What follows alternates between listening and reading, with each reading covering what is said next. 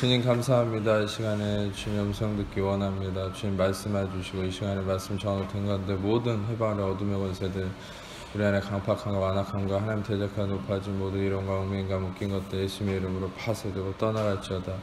성령님만 이곳에 환영을 초청하고 모셔드리고 인정하고 의지하오니 영광으로 임하시고 다스리시고 충만케 하시며 주의 나라 임하여 주시고 뜻이 하늘에서 이루어진 것 같이 땅에서 이루어지며 주께서 예비하신 각 심령 안에 30배, 60배, 100배 차고 넘치고 열매 가득하도록 이 시간 주장하시고 역사해 주옵소서. 빛과 권 되시 예수님의 그릇만 증거되어 계시되어 드러나시고 나타나시고 원하오니 예수님 홀로 영광 받으시고 찬양 받으시며 이 시간의 모든 것 가운데 우리의 빛과 권 되신 예수님의 그 이름만 계시되고 나타나시고 영광 받아 주옵소서. 모든 영광을 존귀와 찬양 예수님의 이름에만 올려드리오니 예수님 홀로 영광 받으시고 찬양 받아 주옵소서. 주님 홀로 영광 받으시옵소서. 주님 홀로 영광 받으시옵소서. 주님만을 높여드리며 찬양하오니 주님 영광 받으시옵소서. 감사합니다. 주님만을 높여드리며 찬양하며 이 시간에 오직 주님만을 의지합니다. 주님 감사합니다. 모든 영광 주님께 올려드리며 우리 사랑하시는 예수님 이름으로 기도합니다. 아멘. 우리가 이 바울이라는 사람은 은혜의 복음을 전하는 사람이었습니다. 이 은혜의 복음이란 여러분들이 알아야 되는 새로운 복음이 아니에요. 이 바울은 갈라디아서 1장에 분명히 뭐라고 얘기했냐면 내가 너에게 전한 복음 이외에 다른 복음을 전하는 자는 저주를 받는다 이렇게 얘기했어요. 그 말은 뭐냐, 내가 너에게 전하는 복음이 아니면 다른 복음은 없다 이렇게 명시도 하고 있습니다. 바울이 전한 복음은 예수님이 전한 것과 다른 것이 아니죠. 왜냐하면 바울은 이렇게 갈라디아서 1장에 얘기하고 있죠. 내가 받은 것은 사람에게 배운 것도 아니고 받은 것도 아니라 그리스도께서 나에게 직접 계시하신 것이다. 아포칼립토, 직접 계시했다. 열어서 보여주신 거다. 다시 말하면 여러분이 알아야 될 건 복음서에 여러분들이 복음서를 보다 보면 많은 헷갈리는 원리들이 많습니다. 예수님은 실상 십자가를 지고 완성하기 이전의 진리를 복음서에 많이 얘기했기 때문에 예수님은 그런 진리들을 가려진 채로 전한 것이 많습니다. 실상 이것은 율법에 가려져 있는 부분들 그 자체로도 예수님이 전한 것이 많아요. 그래서 예수님이 은혜의 본질이심에도 은혜의 복음을 좀 듣고 아는 분들도 복음서를 보면 헷갈리는 경우가 많아요. 왜냐, 예수님이 율법을 얘기하는 경우가 많거든요. 근데 그것은 예수님이 율법을 찬성하거나 또 우리에게 율법을 원해서가 아닙니다. 예수님 그분만이 율법을 짊어지러 오신 분이고 완성하러 오신 분이기 때문에 예수님은 절대 복음서에서 얘기했던 그 율법적인 부분들은 우리에게 그 율법에 대한 책임을 전가하기 위해서 주신 것이 아니죠. 예수님은 그 율법에 대한 모든 부분들은 실상 진리를 가려놓은 것이에요. 어떤 의미일까요? 그것은 첫 번째는 예수님이 십자가를 통해 다 이루었다. 테텔레스타이, 쿨라, 피니시 하고 다 이루었다 하시기 전에 그 모든 것들은 그 누구도 인간이 이룰 수 없다는 걸 깨우치시기 위해서 다 가려놓은 것이죠. 예수님이 비유를 통해서 어떤 얘기들을 많이 하셨습니까? 돼지에게 진주를 던져줄 수 없다 이렇게 얘기하죠. 돼지에게 진주를 주면 다 짓밟아서 더럽힐 뿐이다. 바로 하나님 나라를 구하는 자, 간절히 사모하는 자에게만 좋은 것이 열린다라고 예수님은 그런 쪽으로 비유를 하셨어요. 그래서 예수님의 이 놀라운 가려진 비유들을 일부만이 깨달을 수 있었다는 거죠. 하루는 제자들이 군중들에게, 수많은 군중들에게 예수님이 설교를 하고 나서 제자들이 이 애프터스쿨 티칭을 받은 거죠. 제자들이 예수님에게 이렇게 질문을 합니다. 왜 예수님은 항상 비유로만 얘기를 하십니까? 비유가 아니면 얘기를 안 하시는 걸 우리가 보고 있습니다. 우리에게 이 비유를 해석해 달라고 예수님께 말씀을 드렸을 때 예수님은 그때 비로소 제자들에게만 비유를 해석을 해주시죠. 그런데 여러분들이 알아야 될 것은 1차적으로 비유, 예수님이 들었던 그런 진리들에 대해서 사모하고 계시받기를 원하는 자에게 1차적으로 하나님이 열어서 보여주세요. 근데 놀랍게도 예수님, 아까 말씀드렸듯이 예수님이 십자가를 통해서 다 이루시기 전까지는 아직 모든 걸 다 보여주시지 않아요. 왜냐하면 여러분들이 한 가지 그 이유를 알아야 될 건 인간에게 예수님이 다 이루시기 전에 모든 걸 다 알려주면 인간은 자기 육신의 자기 의로 인해서 자기가 그것을 깨달았다고 하는 자기 의로 예수님의 진리를 더럽힐 수 있기 때문이죠.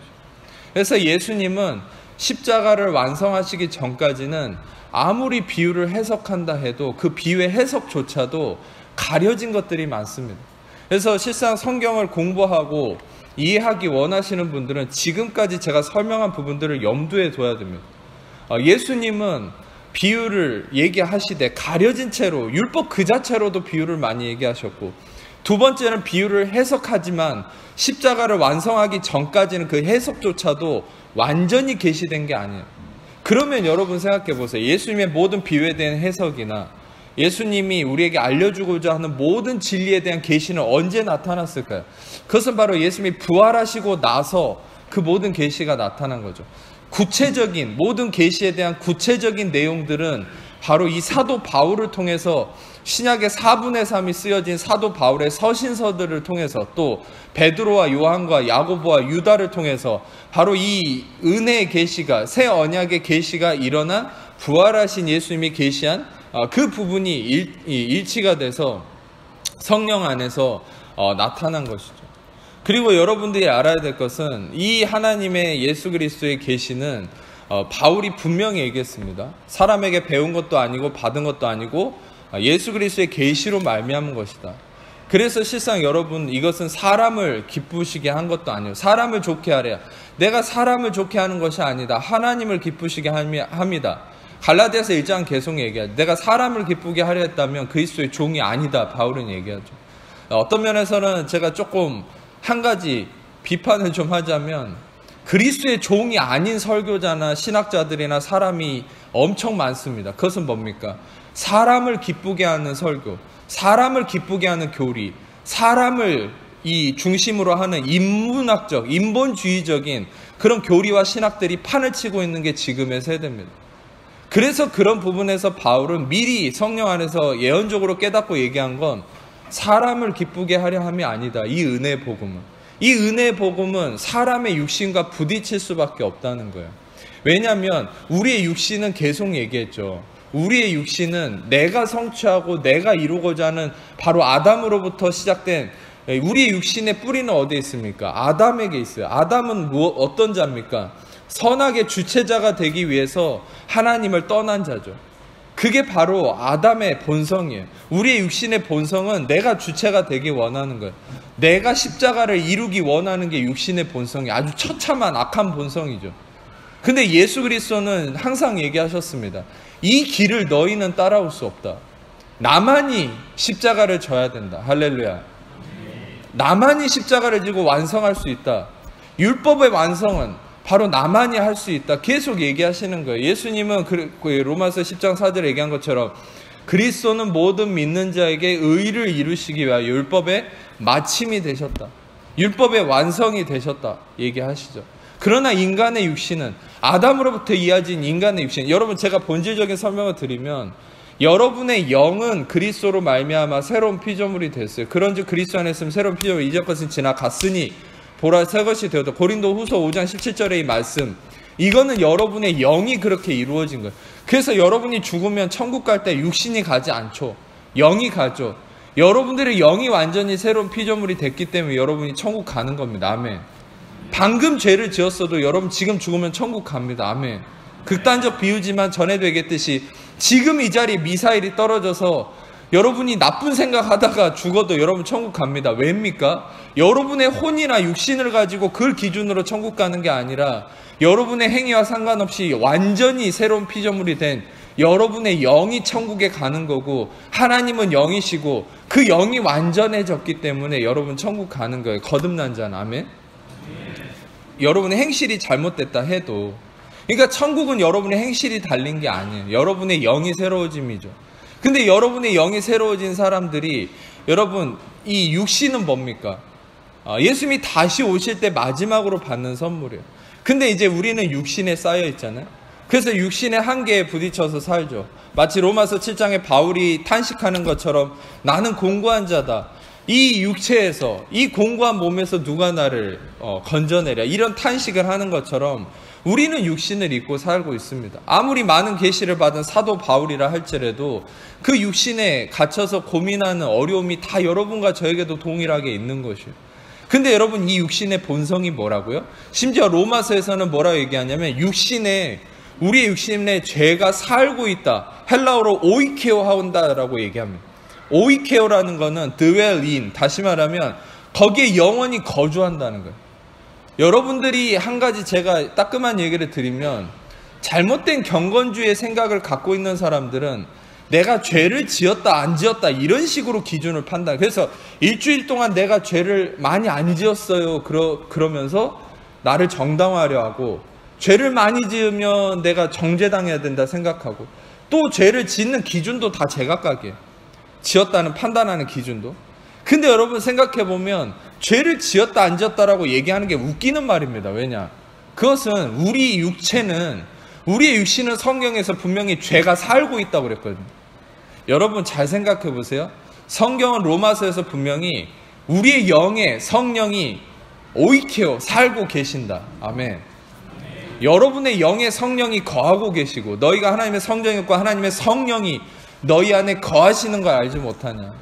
우리 안에 성령이 거하시고 살고 계시고 우리의 육체에 죄가 살고 있어요.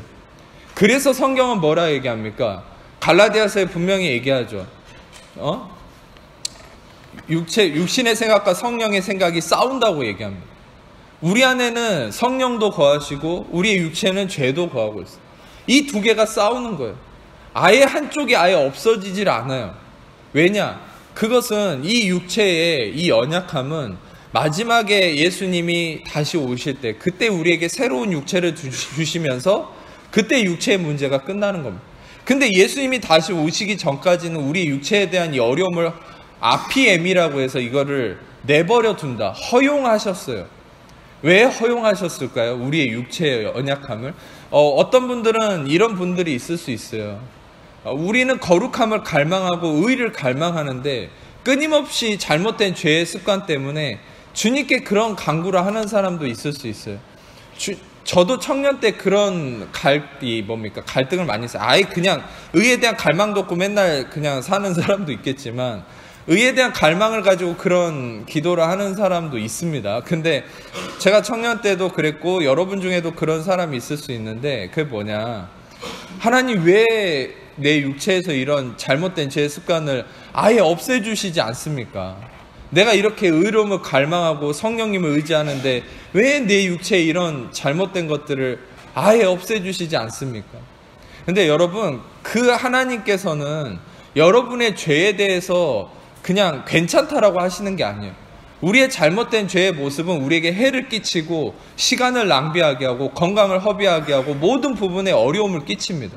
제가 술, 담배에 대한 얘기도 했지만, 술, 담배나 이런 잘못된 음란함이라 문제 있는 것들은 여러분들이 그것에 대해서 구원이 취소된다거나 그런 것 때문에 천국에 못 가는 게 아니에요. 그런 거 한다 해도 그리스도의 확실한 믿음이, 선물로 주어진 믿음이 있으면 천국 갑니다. 아멘. 근데 중요한 건 뭡니까? 그것이 그리스도와의 관계를 해치기도 하고 인간관계를 해치기도 하고 여러분 자신을 해치는 거예요. 술이나 담배나 잘못된 행위들이나 모든 것들.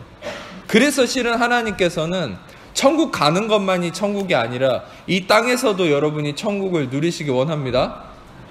네.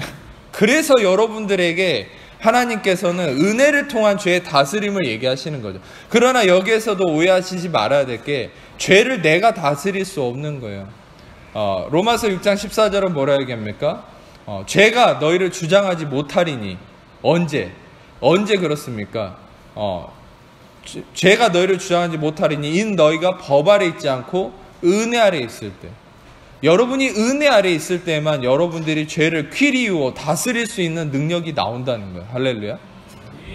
잘못된 율법주의나 잘못된 신학과 교리에 많은 사람들이, 그래서 갈라디아 교회가 그런 형편이에요. 내가 죄를 다스리려고 하고 내가 올바른 삶을 살려고 하고 내가 노력해서 기준을 삼으려고 한다면, 그것은 이미 갈라디아서 5장 4절에 매번 제가 주장창 얘기한 것처럼 율법의 행위로 의롭다함을 얻으려 하는 너희는 그리스도에게서 끊어지고 은혜에서 떨어졌다. 그리스도에게서 끊어진 자, 그거는 뭡니까? 영향력이 없어진다는 거예요. 죄를 다스릴 수 없다는 거예요. 여러분 분명히 아셔야 될 건, 여러분이 죄를 다스리고 끊으려고 할수록 여러분들은 더 그 죄에 대한 욕구에 휘말릴 겁니다. 마치 이런 것이죠. 여러분이 지금이 출출할 시기니까 얘기하자면 절대 라면을 생각하지 마세요. 라면 생각하면 여러분 죽습니다. 여러분 저주받습니다. 근데 이 시간에 지금 제가 이렇게 얘기하는 게 들리는 사람 중에 라면이 생각 안 나는 사람 있습니까? 그게 육신의 속성이라는 거예요. 내가 아무리 노력해서 라면을 생각 안 하려고 라면 생각하지 말아야지 이렇게 결정할수록 그 생각은 여러분들의 폐부를 뚫고 여러분의 모든 걸 휘감아 버리는 거예요. 내가 술 먹지 말아야지 노력할수록 술에 대한 내 육체의 모든 욕구는 더 끝을 달리는 거죠. 니코틴을 절대 하지 말아야지 끊으려고 할수록 여러분의 혈액에 이 잠들어 있는 모든 니코틴에 대한 그 갈망은 엄청나게 폭발적으로 증가하는 것이죠. 음란함을 끊어야지라고 노력할수록 여러분들은 그냥 비슷한 것만 봐도 거기에 모든 것에 끌릴 수밖에 없는 거예요. 여러분 중요한 것은 우리는 무엇이 됐든 우리가 그것에 대한 행위에 첫 번째 발을 담글수록 우리는 저주에 휘말리는 거예요. 그게 아담의 저주였어요. 그게 선악과를 먹는 거예요. 그게 내가 주체자가 되는 삶이라는 거예요. 여러분 우리는 오직 우리가 어떤 십자가를 완성하는 자리에 서는 것이 아니라 그리스도가 완성하셨음을 믿는 그 믿음 안에 거할 때 그리스도가 이루신 그 진리가 여러분을 다스려가서 여러분들의 삶의 하나님 나라를 이루신다는 사실이에요. 아멘. 예, 그렇습니다. 그래서 이것에서 좀 멀리 왔지만 여러분 생각해 보세요. 우리의 육신의 속성은 아담으로부터 이어진 이 육신의 이 연약함은 무엇입니까? 우리가 자꾸 십자가를 향해 달려간다는 거예요. 우리가 자꾸 십자가를 이루려고 한다는 거예요. 그러니까 예수님은 다 가려놨어요. 진리를. 근데 사도 바울은 이제는 그리스도가 다 계시한 사람이에요. 모든 영광 가운데 그리스도가 이제까지 십자가를 통해서 가려놓은 모든 걸 계시하셨어요.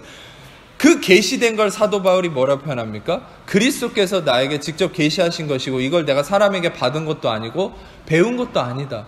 그러면서 바울은 너무나 놀랍게 이렇게 얘기하죠. 내가 너에게 전한 복음 이외에 다른 복음을 전하는 자는 저주를 받는다.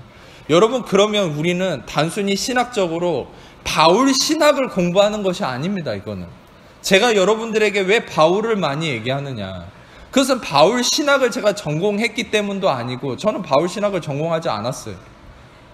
여러분 그런 어떤 바울에 대한 특별한 인사이트를 받아서도 아니에요. 바울이라는 인간을 좋아해서도 아닙니다. 중요한 건 바울에 대한 계시된 복음을 나누는 이유는 생각해 보세요. 성령의 인도하심이죠.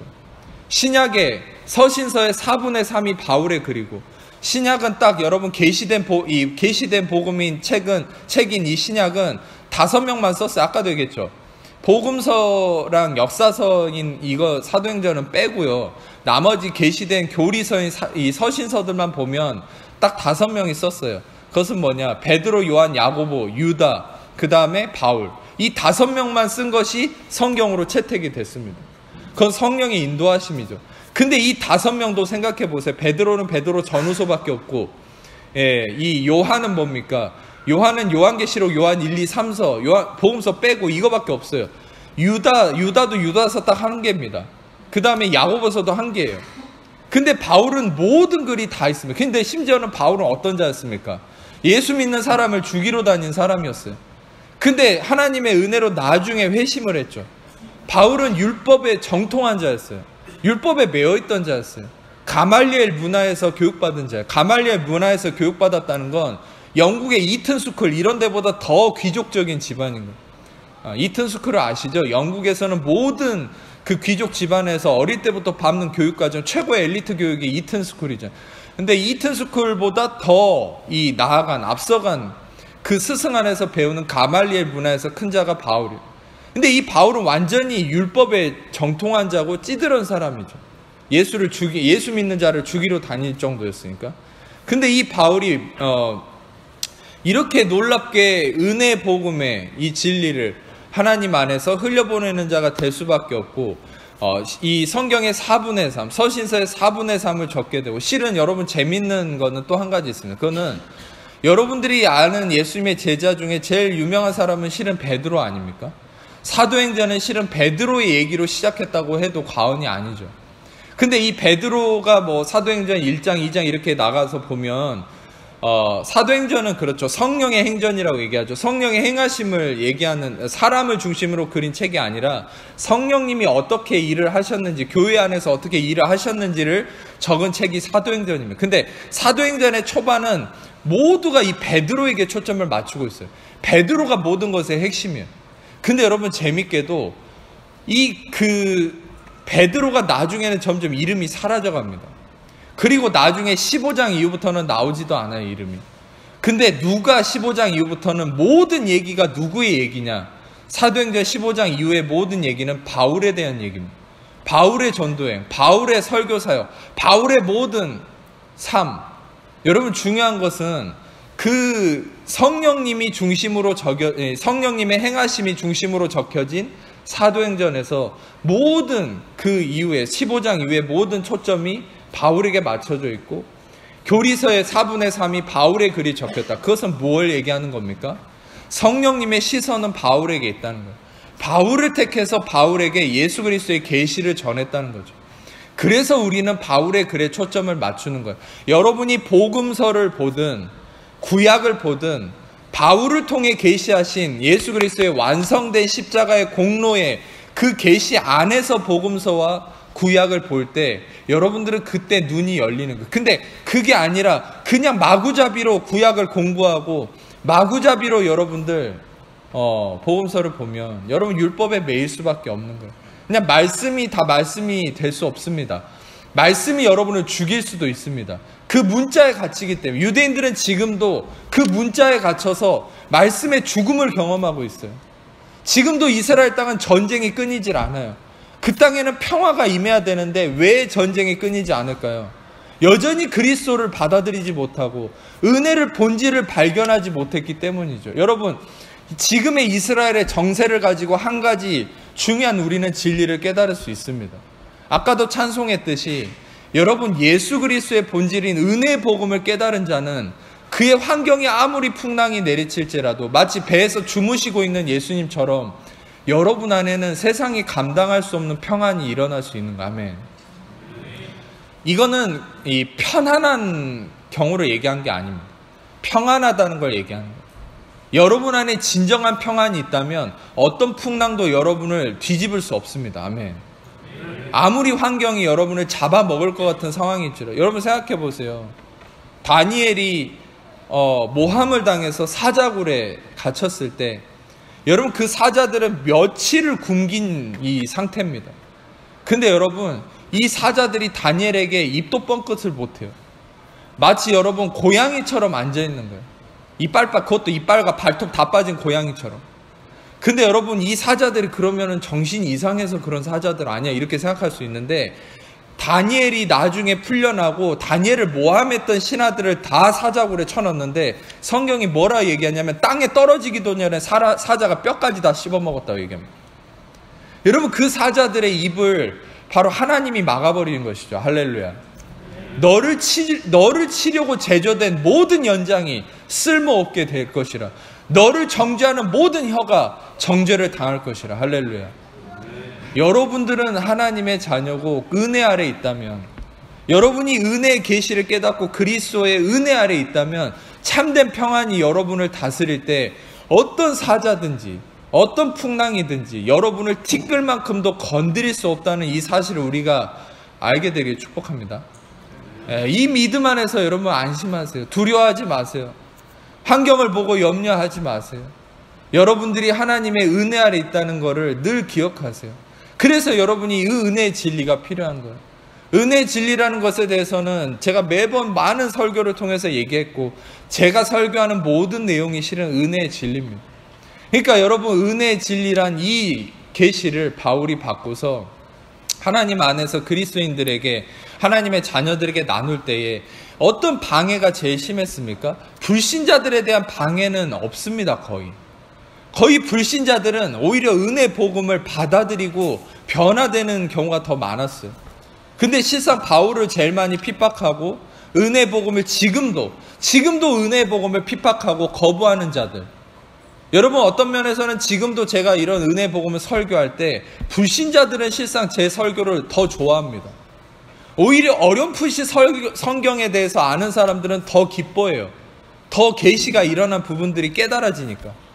근데 여러분 이런 말씀에 대해서 더 분노를 품고, 여러분 시사 그거 아세요?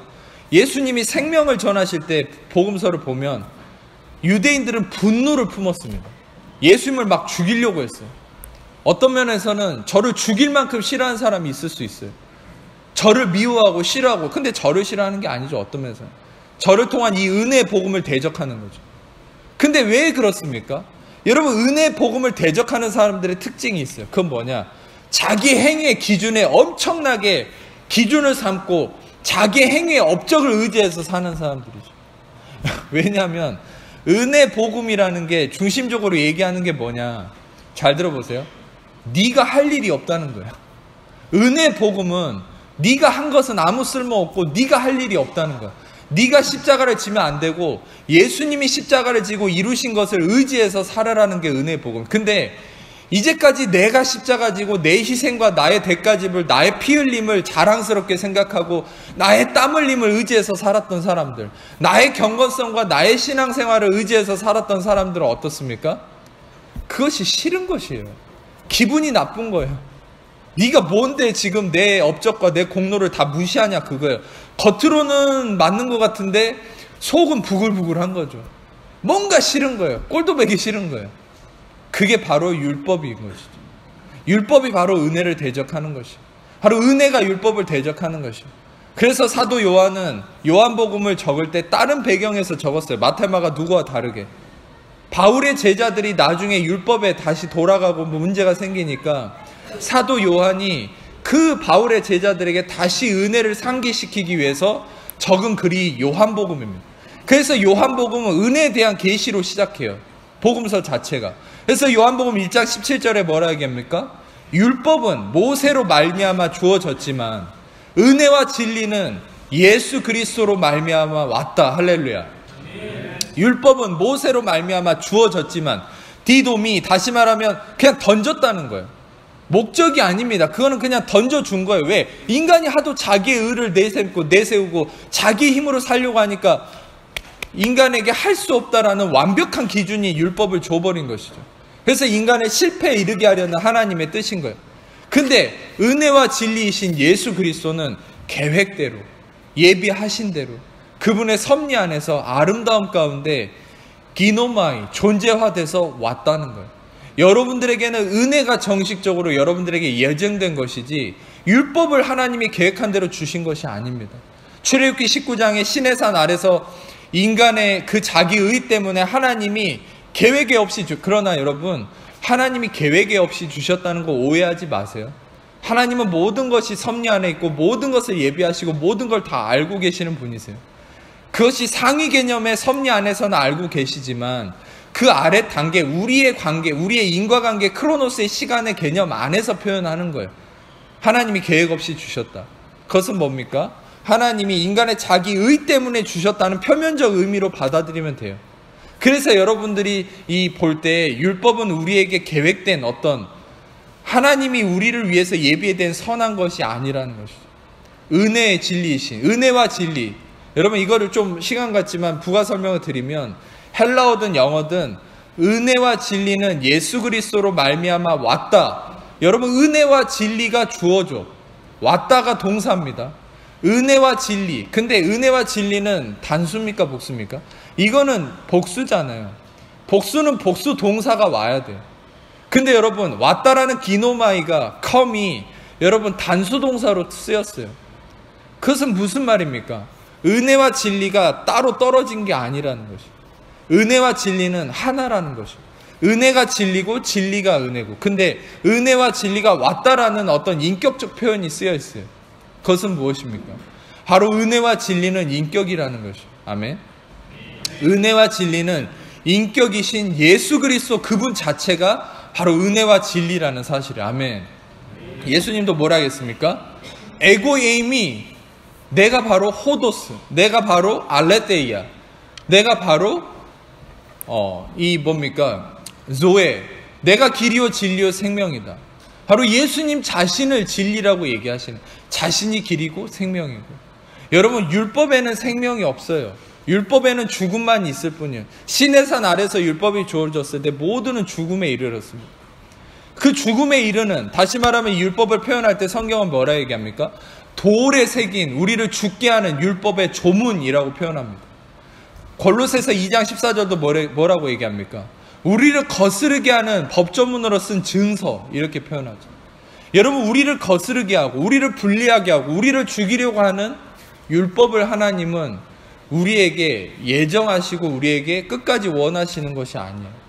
우리에게 원하시는 것은 은혜와 진리 대신 생명이신, 진리 대신, 길이 대신 예수 그리스도 그 자체의 은혜를 여러분에게 부어주시기 원하시는 것이고, 바울을 통해서 하나님은 그 은혜의 계시를 계시하신 것이죠. 할렐루야. 여러분들은 은혜의 계시를 깨달아야 됩니다. 은혜의 복음을 깨달아야 됩니다. 제가 솔직히 오늘 조금 너무 길어졌는데 이제 말씀을 마무리해 가야 되는데, 여러분들 생각해 보세요. 이 은혜의 계시는 여러분들에게 있어서 한 가지만 좀 더 강조를 하자면 복음과 다른 것이 아닙니다. 바로 바울이 얘기했던 것처럼 그리스도가 계시하신 바로 그 복음, 그게 바로 Gospel of Grace. 바로 사도행전 20장에 얘기했던 것처럼 바울이 나의 달려갈 길과 주 예수께 받은 사명, 곧 은혜의 복음을, Gospel of Grace, 은혜의 복음을 증거하면은 나의 생명을 조금도 귀한 것으로 여기지 않겠다.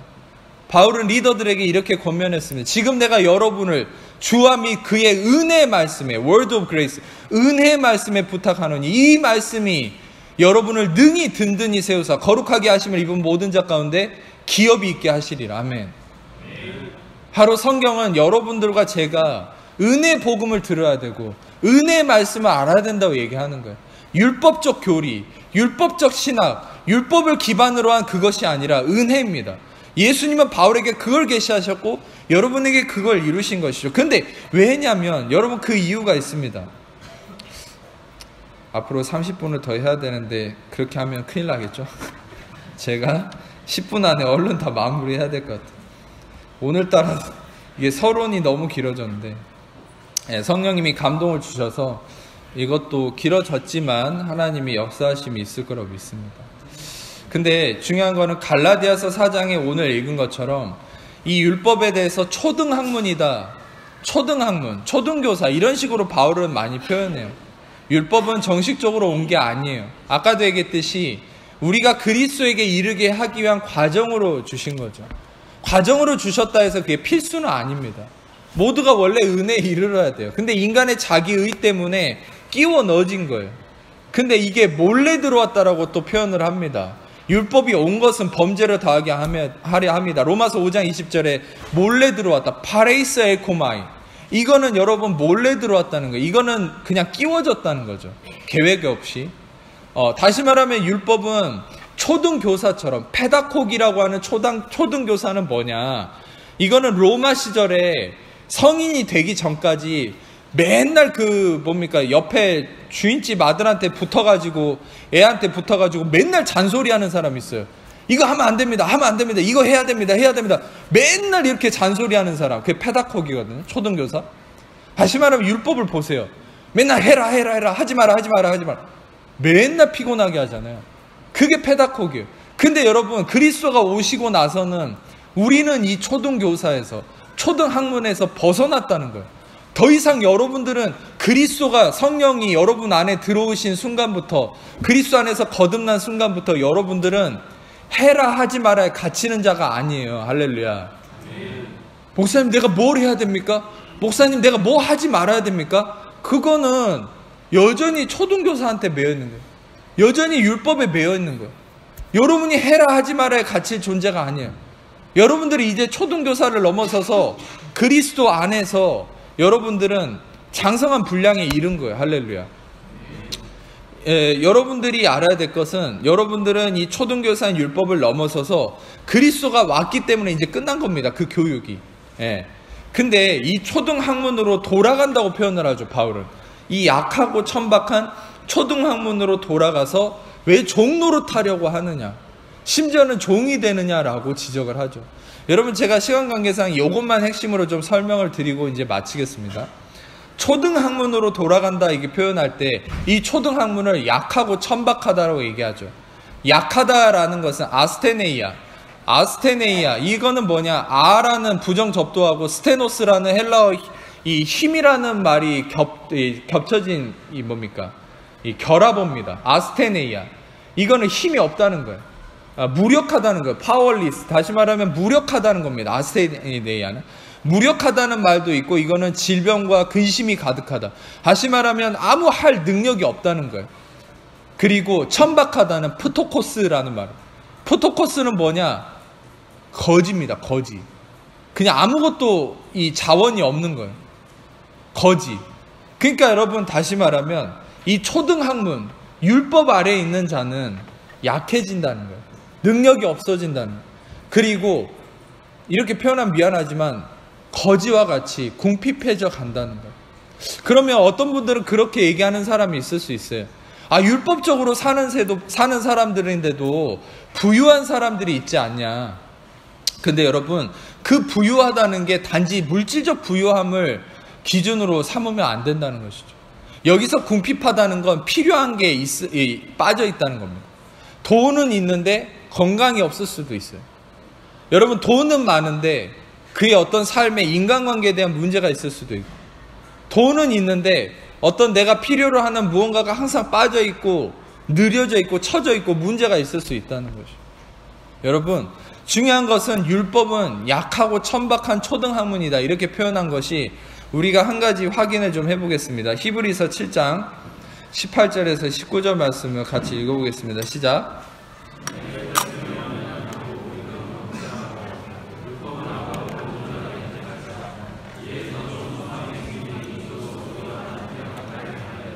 프로하고 엔톨레, 전에 있던 계명은 연약하며 아스테네이아, 연약하고 무익하다, 아노펠리스. 다시 말하면 여러분, 동일하게 표현을 하죠. 율법은 약하고 천박한 것인데, 실상 히브리서 기자도 율법은, 이 계명은 연약하고 무익함으로 패해야 된다. 패했다. 이미 패했다는 거예요.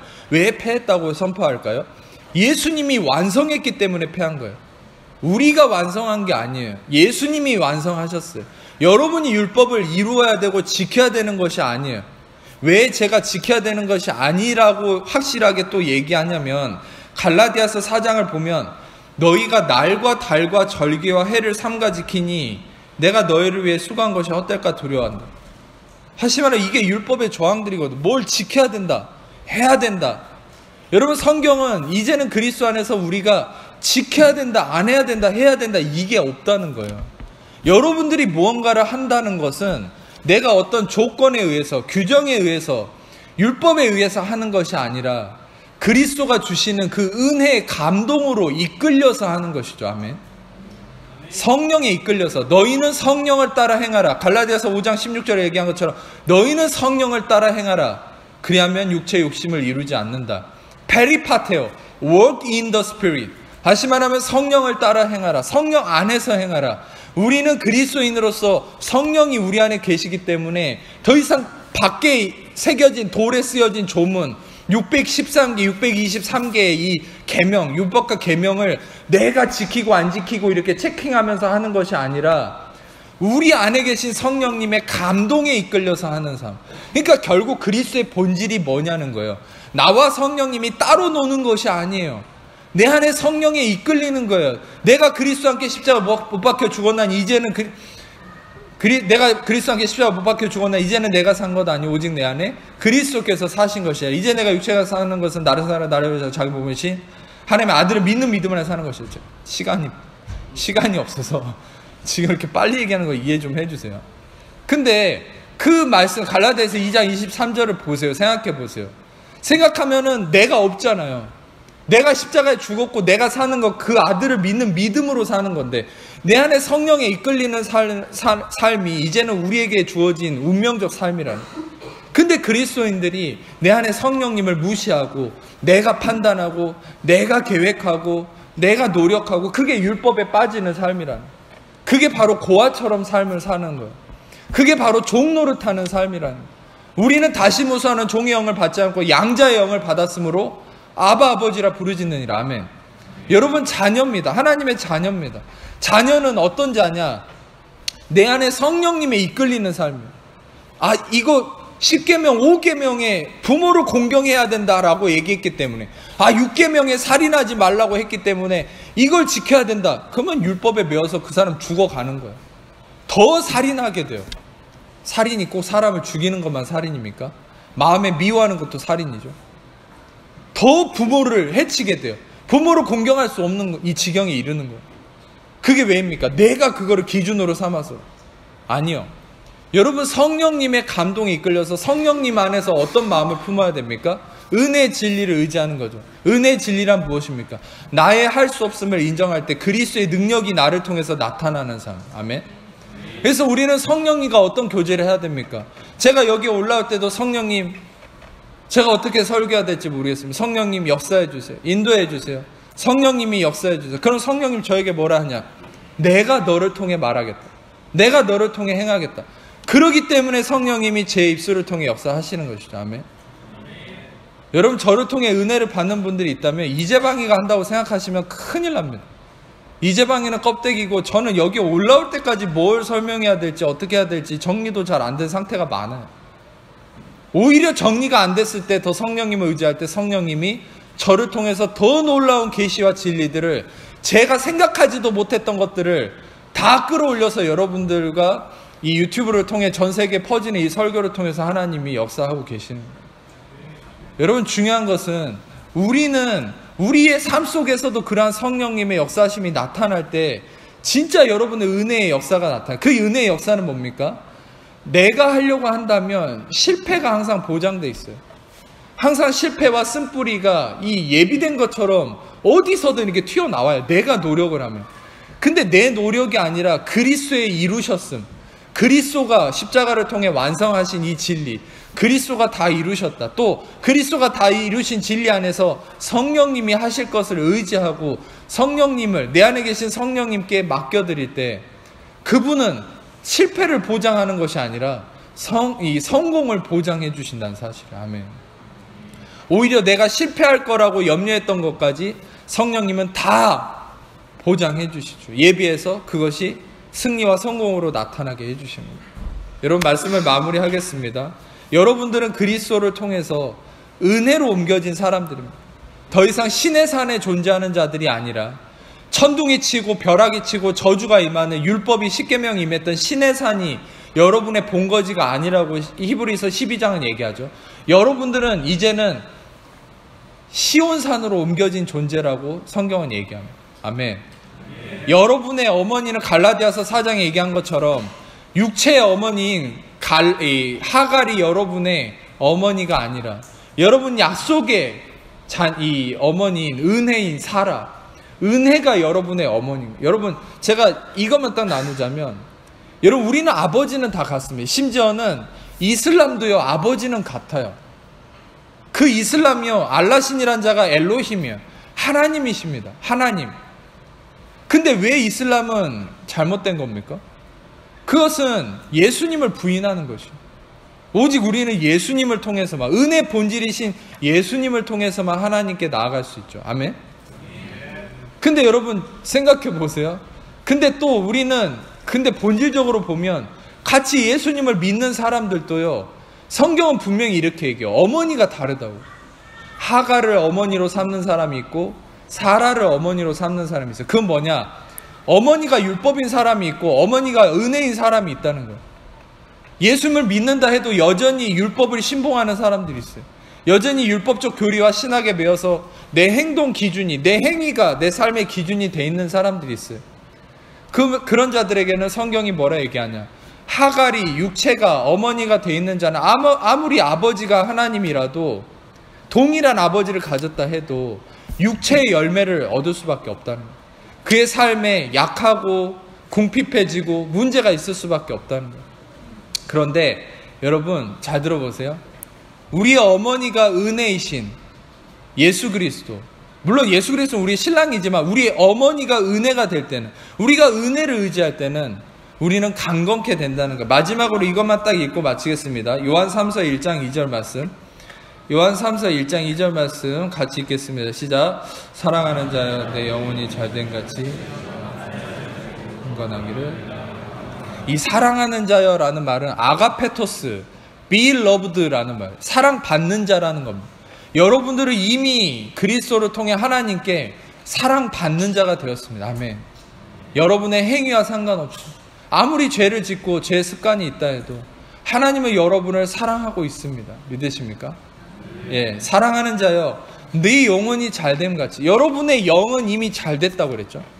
여러분의 영은 이미 온전케 됐다고 그랬죠. 새로운 피조물이 됐다고 그랬죠. 근데 성령님이 뭘 선포하십니까? 내가 범사에 잘 되고, 범사에 잘 된다 이 말은 이 뭡니까? 파스라는 헬라어인데 모든 종류입니다. 모든 종류에서 다 잘 된다는 겁니다. 그런 축복이 있습니다, 여러분. 아멘. 강건하기를 내가 강구합니다. 여러분의 모든 육체가, 여러분의 모든 것들이 강건해진다는 거예요. 여러분, 이 은혜가, 은혜를 통해, 여러분의 어머니인 은혜를 통해서 여러분들의 삶에 흘러가기를 축복합니다. 기도하겠습니다. 이 시간에 아픈 곳이 있는 분들은 아픈 곳에 손을 얹으시고, 그 외에 다 가슴에 손을 얹으시고, 제가 여러분의 치유를 위해서 기도하겠습니다. 제가 오늘 본문 말씀에 읽어드리진 못했지만 제가 읽어드리면 이런 말씀이 있죠. 이는 선지자 이사야를 통하여 하신 말씀에 우리의 연약한 것을 친히 담당하시고 병을 짊어지셨도다 함을 이루려 하심이더라. 예수님은 여러분의 연약한 것, 여러분의 질병, 여러분의 모든 고통, 지금 고민하는 모든 어두움들을 다 짊어지셨고 십자가에서 다 이루었다 하셨을 때 그 모든 걸 이미 우리의 인과관계의 시간을 초월해서 모든 걸 이미 해결하셨습니다. 아멘. 이 시간에 그걸 믿으세요. 지금 여러분들을 괴롭게 하는 그 문제, 고통들, 질병, 모든 것들에 대해서 예수님이 십자가에서 다 이루었다 했을 때 그게 다 끝났다는 것을 지금 머릿속으로 상상하십시오. 거룩한 상상을 해보세요. 예수님이 다 이루셨다, 다 이루었다 했을 때 지금 여러분의 모든 문제는, 모든 질병은 끝이 났습니다. 이 시간에 여러분 그것을 상상하는 것이 믿음입니다. 제가 이 시간에 기도하겠습니다. 주님 감사합니다. 이 시간에 예수님이 십자가에서 우리의 모든 질병과 고통과 문제, 아픔을 다 이루시고 우리를 자유케 하시고 온전케 하셨음을 믿습니다. 이 시간에 죽으시고 부활하신, 우리를 온전케 하신, 모든 걸 다 완성하고 성취하신 예수님의 이름으로, 예수님의 이름 명하노니 하나님 자녀를 묶고 있는 모든 염려, 근심, 불안, 저주, 두려움, 삶의 문제, 질병, 고통, 마귀, 얽매인가, 묶인가, 모든 저주와 악한 것들 예수님의 이름으로 떠나갈지어다. 예수님의 이름으로 떠나갈지어다. 자유케 될지어다. 머리끝부터 발까지 이 시간에 예수의 피를 덮습니다. 주의 영광으로 임하시옵소서, 임하시옵소서, 임하시옵소서, 임하시옵소서, 임하시옵소서. 감사합니다. 주의 평강으로 임하시옵소서. 다스리시고 충만케 하시고 은혜를 더하여 주옵소서. 주님 임하시옵소서. 모든 영광 가운데 우리의 모든 걸 채우시고 역사해 주옵소서. 모든 우리의 묶임들 예수의 이름으로 풀릴지어다. 자유케 될지어다. 모든 인간관계 문제 예수의 이름으로 온전케 될지어다.